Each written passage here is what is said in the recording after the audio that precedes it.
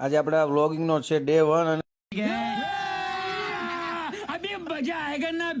અને જોઈ શકો છો સવારમાં 7:30 યાર્ડમાં કઈ આવક છે નહીં, ખાલી વાહનો દેખાય છે અને આખું યાર્ડ સુમસાન છે. જોઈ શકો છો ખેડૂત મિત્રો, વાહનોની આવક ચાલુ થઈ ગઈ છે, વારાફરતી ધીમે ધીમે આવવાના ચાલુ થઈ ગયા છે. અચ્છા, જોઈ શકો છો દર્શક મિત્રો, હરાજી માટે માણસો ભેગું થઈ ગયું છે. સૌથી પહેલા અનાજ કઠોળની હરાજી થશે. ફરી લેવાવાળા તથા વેચવાળા આવી ગયા છે. હરાજી વાળા સાહેબ આવી રહ્યા છે. આ જેટલા વાહન દેખાય છે આ બધા અનાજ કઠોળના વાહન છે. જોઈ શકો છો જ્યાં સુધી નજર જાય ત્યાં સુધી 15 થી 20 વાહન આવ્યા છે. આમાં બધા ચણા, તુવેર, જાર બધું આમાં આવી જાય, બાજરી પણ આવી જાય. આ બાજુ 2 વાહન છે. જોઈ શકો છો બજાર અત્યારે આસમાન છે. મગફળીના 1600 ના ભાવ છે ઊંચામાં. અનાજ કઠોળના વાહનની હરાજી ચાલુ થઈ ગઈ છે, દેખાય છે આપણને. તલમાં બજાર નથી એટલે ખાલી 2 જ વાહન આવ્યા છે, કાળા તલનો ટેમ્પો અને સફેદ તલનો ટેમ્પો.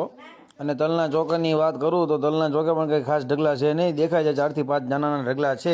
જીરાની વાત કરું તો બજાર સારા છે એટલે થોડા ઘણા ઢગલા તમને દેખાય છે. જોઈ શકો છો આવક સારી. બોટાદ યાર્ડના વરિષ્ઠ એવા કામગાર ચંદ્રકાંત મહેતા છે. અનાજ કઠોળના ચોકે પણ બધા આવી ગયા છે. લેવાવાળા અને વેચવાળા અને ચોકાની રેલી ચાલુ થઈ ગઈ છે 10:30.